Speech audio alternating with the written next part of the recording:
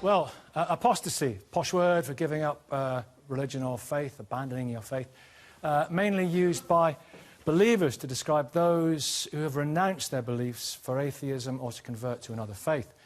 Well, in Islam, it also covers anyone who denies a fundamental tenet or creed, even agreeing that man evolved from animals, so human evolution and so forth. And it also covers anyone who's mocked Allah or questioned Sharia law. Now, at one extreme, punishable by death in some countries and imprisonment in others. Now, in Sharia civil law, apostates may have their marriages annulled, lose the rights to their children, lose their property, and be shunned by their families. Even in the UK, where everyone has the right to freedom of religion, ex-Muslims say that they've been made to suffer for renouncing their beliefs. So do British Muslims have a problem with apostates? Well, Amal, why did you leave? There you are. Why did you leave Islam? I left Islam because I got educated. I didn't agree with the Quran being the revelation of God and Muhammad a perfect embodiment. In fact, I felt it was a questionable moral guidance that couldn't be applied to the 21st century. Those ideas mark you out as an apostate, and because of that, you face being rejected by your family, the community, and you face being called names like apostate, names like kafir, murtad. So what has that been like for you? It has been difficult because you grow up with a family, and just because you have ideological divide, you decide that you don't believe in the Quran. Does that mean that you don't want to be with your family? But that's particular families. All families are different. I'm talking about the context of a devout Muslim family and a devout Muslim community. Is this a common experience, do you think? I think it is a common experience for individuals that come from devout families and live in devout communities. If Islam to have a community of believers that strongly believe the Ummah that believe that the Quran is the literal word of God and Muhammad's supposed perfect embodiment, it cannot tolerate any form of dissent. So you are rejected, you are threatened with potential violence for breaking with this norm. Have you been? I have been, yes. And I have been, I'm estranged from my family because there was no way my family was going to accept that. But there are hotheads and idiots in every walk of life. Well, this is the thing. The headlines are grabbed by the so-called jihadists, the people who carry out vigilante violence. But what we're missing is the conservatives who sit behind that, the many Muslims who believe in that backward ideology and believe in that backward ideology, and even though they might not carry out violence, they will approve of it, and they do call you names, like I said, like murtad. Well, okay. And those are Sharia terminologies. Well, that carry the capital punishment. In 23 countries across the world as part of the penal code. Let's get Abdullah. Let's get this sorted out. Let's sort it out once and for all. When all Sharia conditions apply in a perfect Sharia state, should apostasy be a criminal offence? Yes or no? Well, here we are again, another groundbreaking Islam is evil or bad discussion and so on. And I think it's been done to death, unfortunately. Before we go any further, could you just clarify? But I mean, look, I could say that I became... You've never done apostasy before. I could say I became Muslim because I was educated, right? Just because I don't think it's wrong to say just I became educated. That's why I left Islam. Can we just establish the ground rules on this? It's a straight question, then we'll move on to the other issues, because it's fascinating, because 23 countries across the world, it's in the penal code. When all Sharia conditions apply in a perfect Sharia state, should apostasy be a criminal offence? I don't accept the Victorian era translation of irtidad. He will never admit to it. No, I don't accept that there is no apostasy law in Islam. I'm following classical understanding. People have been killed under apostasy laws around the world, so there is something going on. In post-colonial secular states. Post-colonial secular states. They are applying the Sharia. And I say that I reject the even idea of there being an apostasy law in Islam in the first place. Let me ask you one more thing. Nick, what does it mean? Wait. Let's clarify first of all. What does apostasy apostasy mean to you then? Well, apostasy, in English, apostasy just means changing your mind. Whereas in Islam, irtidat would be best translated as sedition or treason. All right, which I saw in some states it's seen as treason or sedition to actually leave the religion. Let me ask you one more thing. Then we'll throw it into the mix with everyone else. I mean, you shared platforms with this London Imam, Haytham al-Haddad, who says that female genital mutilation is obligatory. He supports wife-beating, supports gays being killed. And he has said that apostates should be killed and that their blood is halal. Do you disown this disgusting bigot? Well, first and foremost, I share platforms with atheists, Christians, Jews, even apostates and so on. Abdullah. No. Wait a second. Just say it. I think what is unfair is I could bedeck this entire audience out with people who've become Muslim, who've been ostracized by their family, do you disown this disgusting house, bigot? threatened, abused by their parents for becoming Muslim. They've had to spend the night in mosques because their parents have do you disown this disgusting bigot? Nick, he will never answer that question because he believes in a concept of tricking. No, I believe in the concept of if you're going to talk about someone, invite them and let them speak for themselves. I'm only here to talk about ideas. This is what he said. I'm only here to talk about ideas. This is what he said. I'm not your Inquisition court. I'm not your Inquisition court. Well, firstly, bring Haytham Haddad and let him defend himself. This is on the record. This is what he said. You can only agree with I will not accede to this Inquisition court you're going to set up to say, do you condemn this or do you condemn that? So you're on here, but you're not going to express any opinions. Seems like a waste of time to me. No, about ideas, not about people. So here's I haven't been coming to talk about people. I'm not anyone's lawyer. Is the idea of female genital mutilation a good or a bad idea? Well, female genital mutilation, I disagree very strongly. Good. So you can say that you disagree with that, and you think it's a disgusting, bigoted attitude. You asked me about Haytham Haddad, not FGM. But he said it's obligatory. FGM, I will give you my answer about FGM. Osama Hasan, I'll invite him. Well, I asked you to agree whether he supports wife-beating, killing gays. So you say. He said no. He does. If he's not here, it's there. We don't know. Okay. We've seen it on. You don't disown him. Osama Hasan, it's like turning your back on your family, though, isn't it? Some people see it as the ultimate treachery.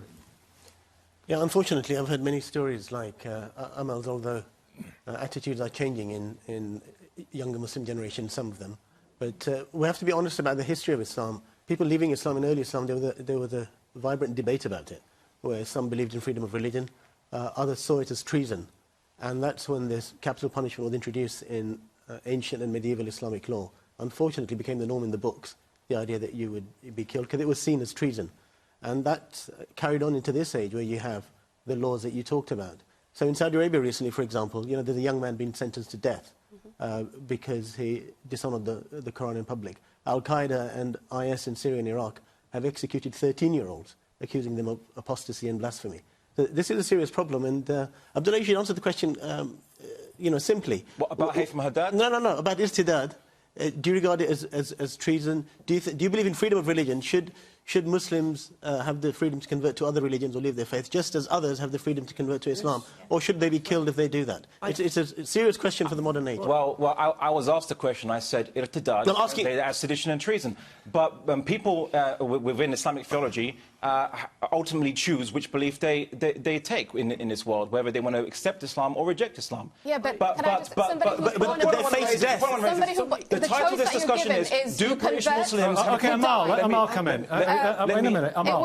It was ridiculous. It was made clear to me, growing up as a Muslim, as being somebody who is born to a Muslim family, you have no choice other than to remain as a Muslim. That was made clear to me. And don't blame Islam for your ignorance. And you know what?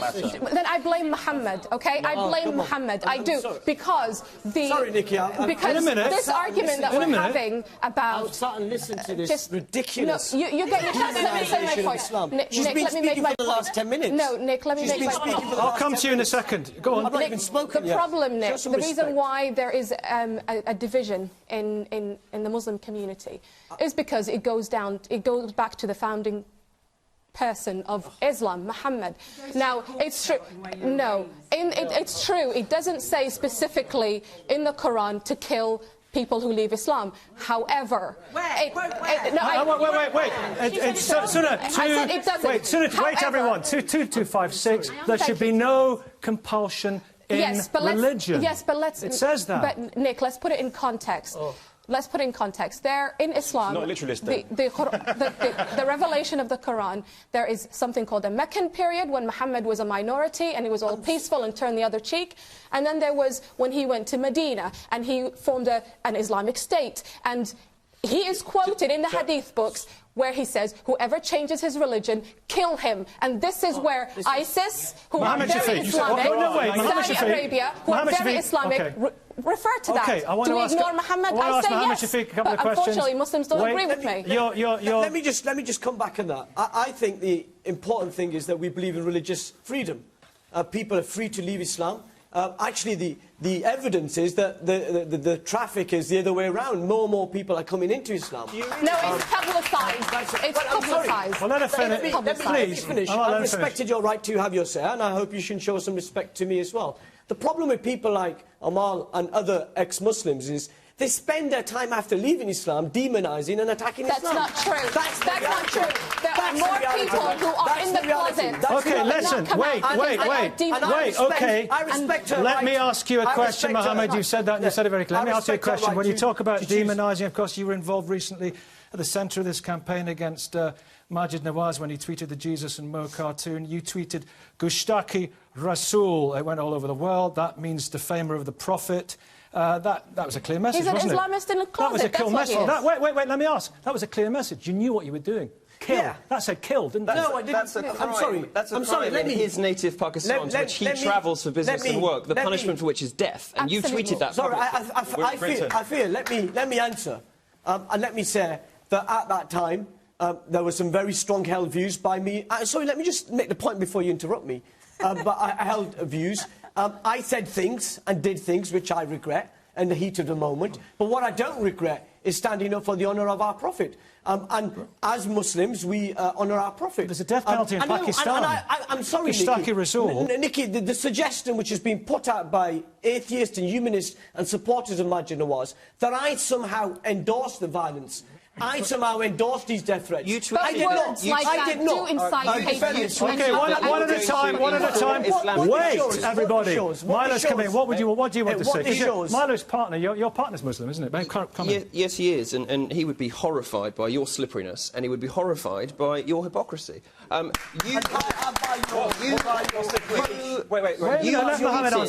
tweeted that you were going to inform Islamic countries that Majid Nawaz had committed this crime for which you used the Urdu, which is a crime punishable by death in Pakistan. You tweeted that you would inform Islamic countries of what he'd done. What is that, if not an incitement to violence toward his person, or a request for the death penalty? But suddenly this seems to be a witch hunt against certain individuals who come onto the programme. It is not a witch hunt. This is... I won't take any witches from Council of Ex-Muslims.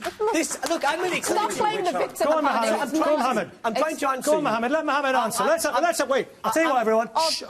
Let's have silence. Let Mohammed answer. I know Kay wants to come in, and Abdullah, I'm going to come back to you. I've said already, and I've said on record, and I say it again, at the heat of the moment, things were said which I regret.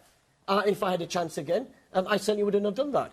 But I don't hide away from the fact that I want to defend my faith. I want to defend the honour of the Prophet. And things were done in the heat of the moment. But, you know, this is part of the problem.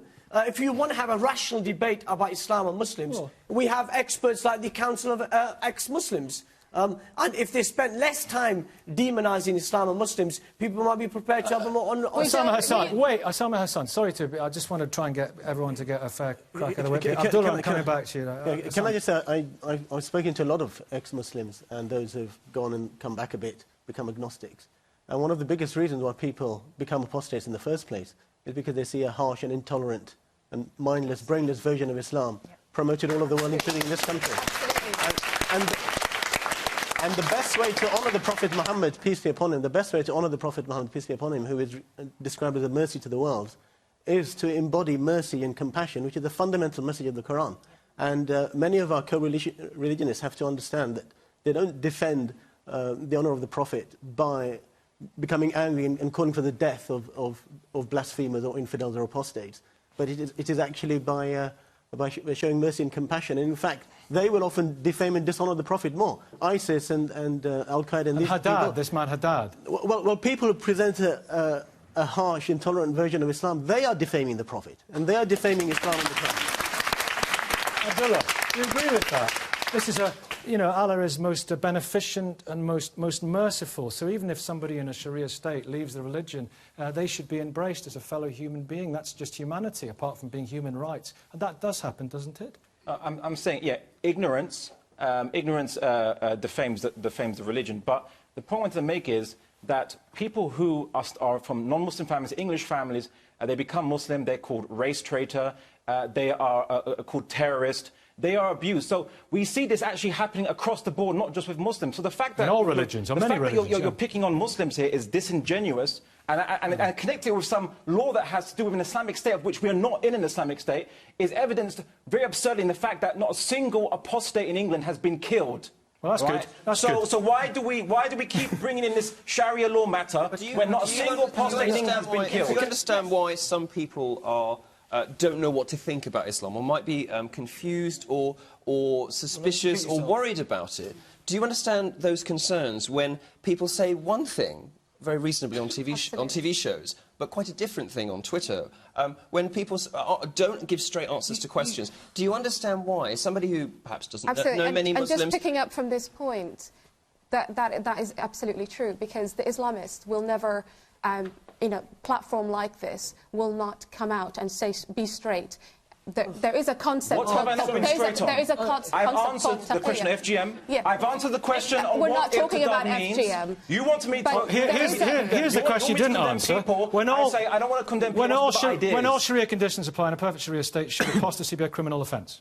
And I said that I reject the translation apostasy. It's inaccurate. Irtidad is translated as sedition and treason. Do you want me to repeat it again a third time and a fourth time? Do I not fit the stereotype of the ranting Muslim? This is the problem when they politicise the faith. Here's the thing. Of course, first of all, yes, of course, lots of religions do things that aren't very nice, and so do some people who aren't religious. That's not the issue. The issue is there a particular...